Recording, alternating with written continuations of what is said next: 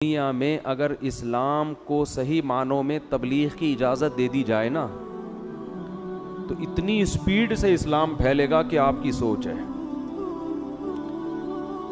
مسئلہ سارا یہ ہے کہ جو حقیقی معنوں میں غیر مسلموں میں تبلیغ کرتے ہیں نا ان کی راہ میں رکاوٹیں کھڑی کر دی جاتی ہیں, جس کی سب سے بڑی مثال ڈاکٹر ذاکر نائک. بھائی آپ تو براڈ مائنڈڈ ہو, آپ تو لبرل لوگ ہو, آپ تو کہتے ہو کہ کوئی بھی کوئی نظریہ رکھ سکتا ہے, تو ڈاکٹر صاحب کو اجازت ملنی چاہیے. امریکہ میں بھی ڈاکٹر صاحب کو اجازت ملنی چاہیے, یو کے میں بھی ڈاکٹر صاحب کو اجازت ملنی چاہیے, لندن میں بھی. اگر آپ کہتے ہو کہ اس تبلیغ سے اسلام پھیل رہا ہے, ہندو سارے کنورٹ ہو رہے ہیں اسلام میں, عیسائی سارے آ رہے ہیں, ان کو اعتراضات کے جواب مل رہے ہیں, تو بھائی پادریوں کو بھی ہم چانس دیتے ہیں, وہ بھی اپنے بڑے بڑے سیمینار منعقد کریں. ہم نے کب منع کیا ہے؟ بہت مشکل ہے, بہت مشکل. ہم پنڈتوں کو بھی کہتے ہیں یار تم ڈاکٹر ذاکر نائک سے بڑا پروگرام کرو یار, میں بھی آؤں گا اس میں, ٹھیک ہے نا. بھائی ہم تو آزادی دے رہے ہیں نا, ہم کوئی تلوار کی طاقت سے تھوڑی کسی کو مسلمان بنا رہے ہیں. ہم کہہ رہے ہیں کہ جو سیکولر اور لبرل حکومتیں ہیں وہ ان کا یہ دعویٰ ہے کہ نظریہ رکھنے میں, کوئی بھی تھیوری رکھنے میں, کوئی بھی یعنی تھنکنگ کے معاملے میں ہر آدمی کیا ہے؟ آزاد. تو بھائی آزادی دو سب کو یار.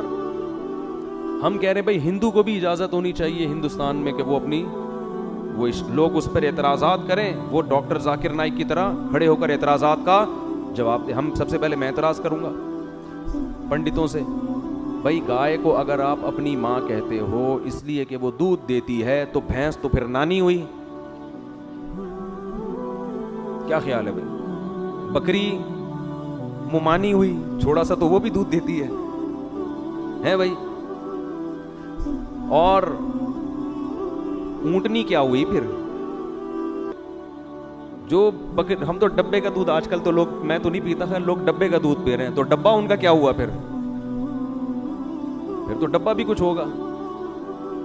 اور بھائی ہم یہ پنڈت سے اشکال کریں گے کہ 4 بھگوان پہ ایک کیا مل رہا ہے تھائی لینڈ میں فری, ہول سیل کے حساب سے, تو یہ بھگوان کی عزت ہے یا توہین ہے؟ بھگوان کے ریٹ ایک جیسے کیوں نہیں ہے پوری دنیا میں؟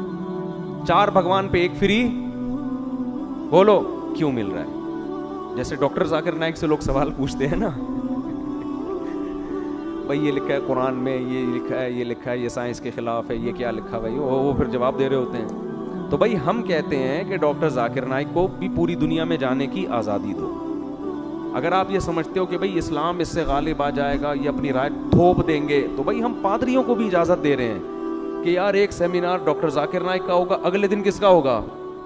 کوئی پوپ ہوتا ہے نا ان کا بہت بڑا, اس کا بہت بڑا وہ پروگرام ہونا چاہیے, اس میں ہم اشکالات کریں گے. تو سب کو اجازت ہونی چاہیے, لیکن یہ اجازت نہیں دیتے. ان کو پتہ ہے کہ اگر کھلی چھوڑ دے دی تو اسلام کا پلہ بھاری ہوگا, اسلام کے مقابلے میں اس کے ٹکر میں کوئی آئے گا نہیں اس کے مقابلے میں. اس لیے پابندیاں لگ رہی ہیں. ڈاکٹر ذاکر نائک سے جب میری ملاقات ہوئی نا تو انہوں نے بتایا کہ لندن میں جو مجھ پہ پابندی لگی ہے وہ اس بیس پہ لگی ہے کہ میں نے یہ کہہ دیا تھا کہ حضرت عیسیٰ اللہ کے بیٹے نہیں ہیں. تو انہوں نے کہا کہ آپ عیسائیوں کے جذبات کو مجروح کر رہے ہیں. لیبل تو کچھ بھی لگانا ہوتا ہے نا اچھا خوبصورت سا, قوم کے جذبات مجروح ہو رہے ہیں. تو کہتے ہیں اگر میں یہی دعوت دینا چھوڑ دوں, میں اتنی مصلحت سے کام لوں, تو پھر میں کرنے کیا جاؤں گا وہاں پہ, ٹھیک ہے نا. یہ تو اسلام کی بیسک ہے نا. یہ مجھے بڑا اچھا لگا ان کی بات کہ اپنے ویژن پہ تھوڑی کمپرومائز کرنا ہے.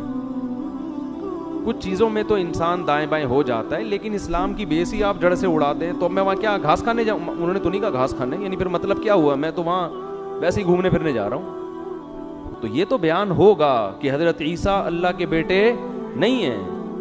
عیسائیوں میں تو یہی بیان ہوگا, ہندوؤں میں یہی بیان ہوگا کہ یہ بت جو اپنے ہاتھوں سے بناتے ہو یہ معبود نہیں ہے, یہ مشکل کشا نہیں ہے. تو اللہ نے فرمایا وَإِذَا سَمِعُوا مَا أُنزِلَ إِلَى الرَّسُولِ, اور اس میں نجاشی کی طرف بھی اشارہ ہے. نجاشی عیسائی بادشاہ تھا.